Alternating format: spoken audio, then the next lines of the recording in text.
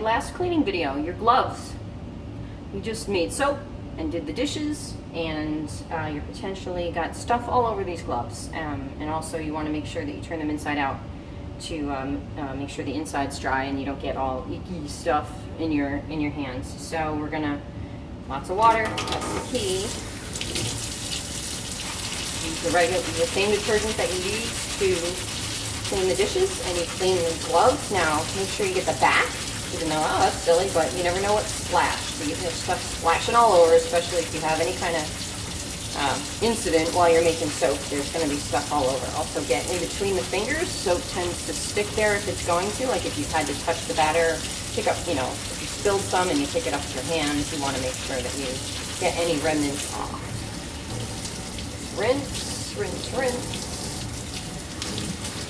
If you have had, so I didn't have any contact that I know of with the soap batter, so I don't really, I'm only going to wash these once, but if you have had an unusually messy day, you might want to do this twice. And again, the oil from the batter will stick to everything. And you can see, actually my sink, before I finish with this, my sink, let's get rid of this.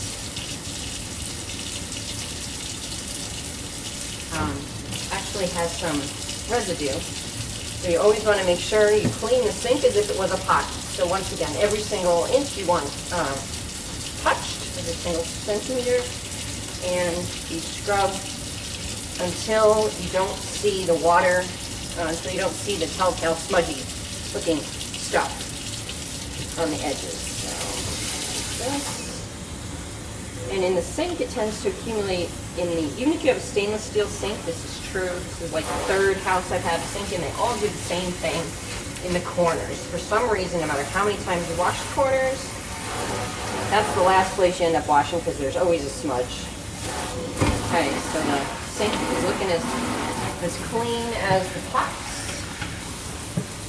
Side over here, every single centimeter, even if I don't think I touched it.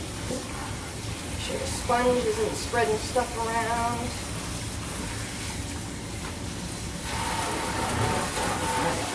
Smudges, you can see them as the sink dries, so you want to keep an eye on it. If you wash, if you rinse, let it dry a little bit, and come back and look. Smudges. If you don't get the smudges, it'll ruin the finish of your sink. Okay, and the last step to rinse out the sponge, you should see no more.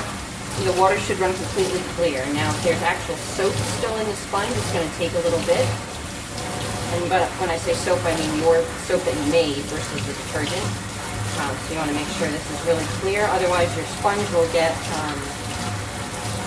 stiff, and then you'll end up just spreading soap to your next batch. Okay, now take off your gloves. And I always use a pen to do this.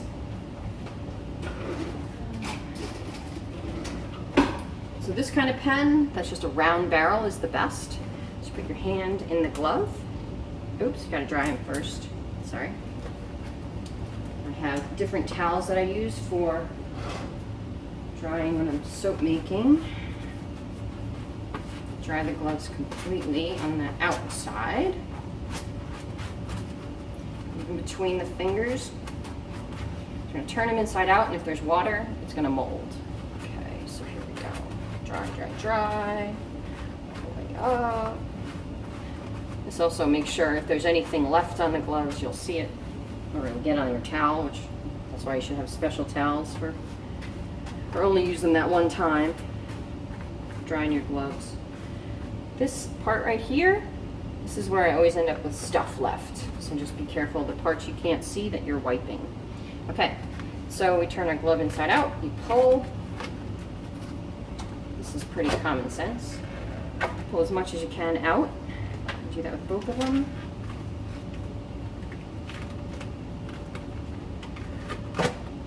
And then it's just a tedious job of pushing the fingers through, and you want to let them dry. Now, if you happen to forget to do this and they get all smelly, what you would do is go through the process we did where we clean the gloves. You would do that on the inside, so you can actually wash the inside just like you do the outside. I'm not going to do that.